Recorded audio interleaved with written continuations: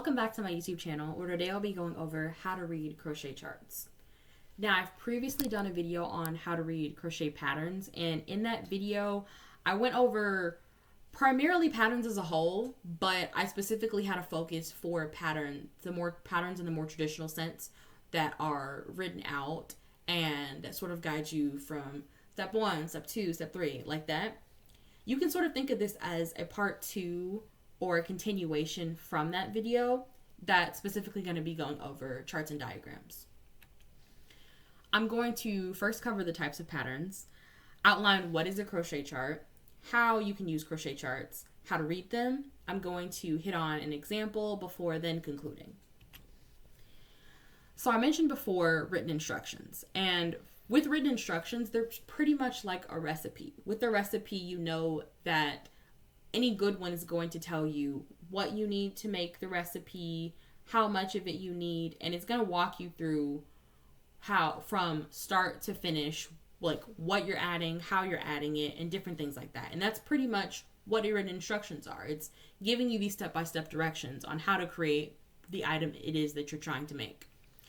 With charts and diagrams, which is what this video is going to be focusing on and covering, it's going to focus less on explicitly how to make or like the explicit like instructions and more on providing quick start visuals on the technical makeup of the item. I say that it often requires more background knowledge because it's really and truly as simple as a bunch of symbols and things on a piece of paper. And it's just like if you were trying to read a language that you don't know. If you don't know the foundations or even like some of the words, then you can't piece together what it means. What is a crochet chart? It is a visual representation of a crochet pattern that uses standardized symbols to indicate stitch types, placement, and order. Oftentimes for a lot of these charts, they'll follow a pretty universal system in terms of what the symbols mean. But I would say that especially if a chart is included, that you do want to go over it to make sure that you are on the same page, because they similar to how in crochet you have slightly different terms or words that might mean similar things but are different. Same thing goes for symbols.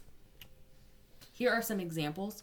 Oftentimes when you think of a crochet chart or when it's talked about, these first two are the things that come to mind, where it's like loops and dashes and lines. But don't let that like intimidate you or anything, because it's actually very easy to read. And I like charts because it is pretty much like a one-to-one in terms of what you see is what you get. Not to be forgotten though, you also have crochet color work like this one here, where the pattern and how it's going to look comes into view, not necessarily because of the symbols that are used, but more so because of the differentiation of colors and how they're placed. So what can you use crochet charts for? I put them into 4 primary classes, although some probably do exist that aren't in any of these 4 classes, but these are going to, for the most part, be the categories that you'll find them in. So you have motifs. Think things like granny squares that oftentimes your goal is to make multiple and join them to form a larger object. So think like a blanket. You also might have accents, which these are items that are oftentimes found as finishing pieces, typically pretty small, but used to kind of have like a pop, whether that be in like texture, shape, color. You have tapestry, which it's crochet color work. It's color work crochet that works by following a one-to-one pixel to stitch relationship. And I kind of hit on it a little bit before, but it's really and truly the colors and the contrast of those, as well as like how you place them, that forms that picture, and kind of like can be compared to how this, in the same way that the chart placements often form different patterns. Finally, we have small items. So smaller items like amigurumi, rugs, and coasters, you might also find that use charts and diagrams.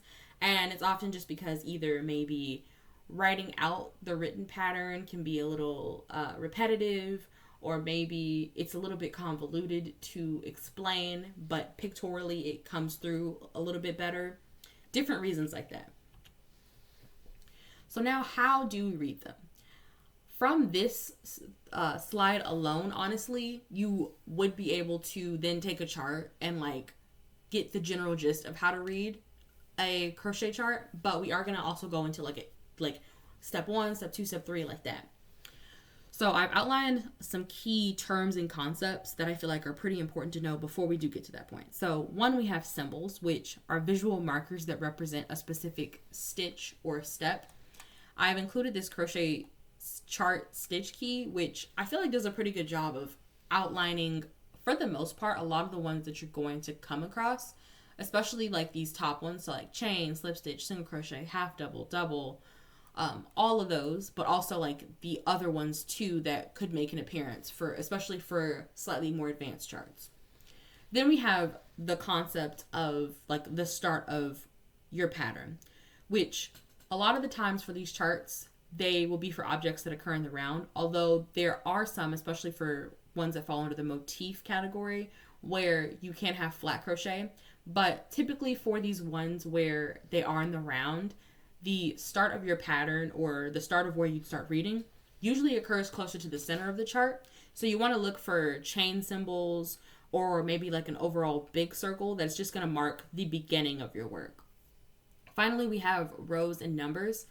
Some charts will add or note numbers, and this is usually to tell you, okay, you're on round 1, you're on round 2. They might even have like arrows as well, indicating like starts / ends to your rows.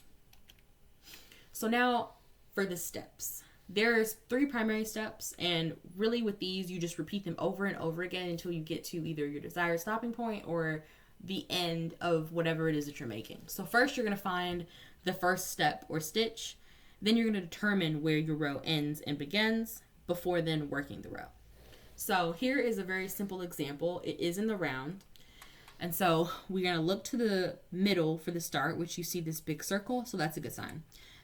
With the big circle, that's often there to note the magic ring, which is just a hack to sort of get yourself in the round when it comes to crocheting. So then look for where the row ends and begins. Now, oftentimes, especially for the round, because it's literally you're going round and round and round, where you end is oftentimes where you begin. And for crochet in general, we know that when you're starting a round, it's pretty common to chain up a certain number in order to get the height of whatever the stitch that you're doing. In this case, we see chains that occur around this general area, which is a good sign that that's the start of the row. But a further indicator would be, like we said, we start where we end, and there are dots right next to it, which, based on the chart from before, dots indicate slip stitches, which is a common way to end a round.